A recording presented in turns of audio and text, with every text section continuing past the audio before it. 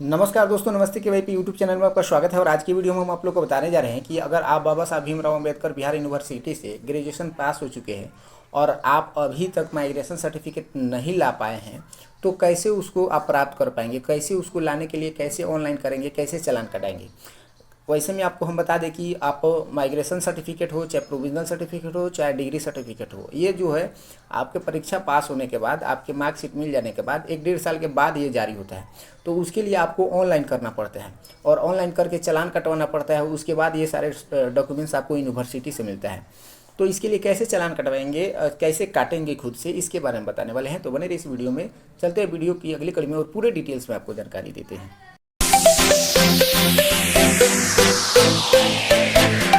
तो जैसे कि आप देख रहे हैं कि हम आ गए हैं बाबा साहब भीमराव अम्बेडकर बिहार यूनिवर्सिटी के ऑफिशियल वेबसाइट पे। इस वेबसाइट पे आने के लिए सबसे पहले आपको किसी भी ब्राउज़र में जाना होगा और वहाँ टाइप करना होगा BRABU.AC.in। लिख करके सर्च करेंगे तो इस तरीके से इसका होम पेज आपके सामने आ जाएगा। वैसे में इसका दो वेबसाइट है, एक पुराना वाला वेबसाइट है। तो पुराना वाला वेबसाइट में .in जो लिखा है ना, उसके पहले आपको AC नहीं मिलेगा। जैसे यहाँ लिखा है उसमें .net मिलता है, ठीक। तो वो वाले वेबसाइट में मत जाइएगा। नया वाला वेबसाइट जो ये दिख रहा है इसी पे आइएगा, क्योंकि इसके पहले जो पुराना वाला वेबसाइट है उस पर मैंने वीडियो बनाया था, बहुत चला था और उस समय उससे काम भी होता था, लेकिन उस पर अब बंद कर दिया गया, उस पर नहीं हो रहा है। तो आपको इसी वेबसाइट पे आना होगा। इसका लिंक भी मैं वीडियो के डिस्क्रिप्शन में दे दूंगा, वहाँ पे आ जाइएगा और वहाँ से क्लिक करके आ जाइएगा। उसके बाद आइएगा यहाँ पे, तो आपको होम पेज में सबसे मेनू बार ऊपर में है। इस मेनू बार में आएंगे तो आपको मिलेगा एकेडमिक। इस एकेडमिक पे आना है। उसके बाद आपको आ जाना है यहाँ प्रोविजनल / माइग्रेशन जो अप्लाई लिखा है इस पर। तो आप माइग्रेशन सर्टिफिकेट के बारे में बताने वाले कि माइग्रेशन सर्टिफिकेट आप कैसे ऑनलाइन करके प्राप्त करेंगे, उसका ऑनलाइन चालान कैसे काटेंगे।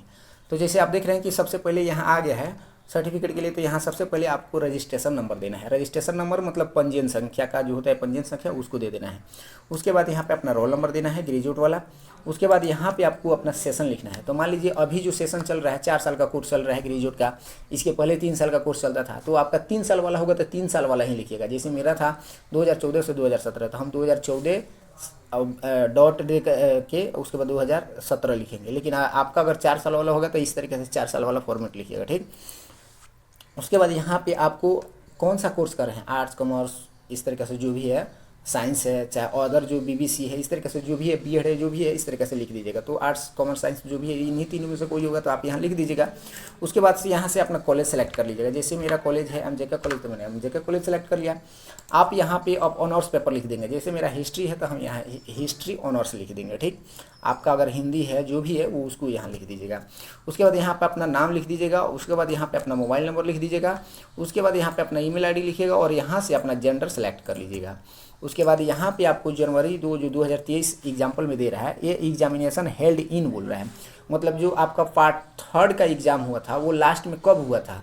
अब ये पूछिएगा कहाँ लिखा रहता है, तो ये जो है आपका मार्कशीट मिलता है पार्ट 3 का, यानी फाइनल मार्कशीट जो आपका मिलता है, उसी मार्कशीट के ऊपर में लिखा रहता है रजिस्ट्रेशन नंबर, रोल नंबर और एग्जामिनेशन हेल्ड इन। उस पर डेट भी दिया रहता है, सॉरी डेट नहीं, आपका महीना और साल दिया रहता है। तो इसी तरीके से लिखा रहेगा। जनवरी 2023 होगा या आपका जनवरी 2018 होगा, दिसंबर 2018 होगा, 21 होगा, 22 होगा, यानी जब आपका एग्ज़ाम हुआ होगा उस पर लिखा रहता है और स्पष्ट रूप से लिखा रहता है एग्जामिनेशन हेल्ड इन करके। तो वो वाला डेट आपको यहाँ डाल देना है, जो आपका मंथ है और ईयर है उसको डाल देना है। उसके बाद यहाँ से आप क्लिक करेंगे सर्टिफिकेट टाइप में।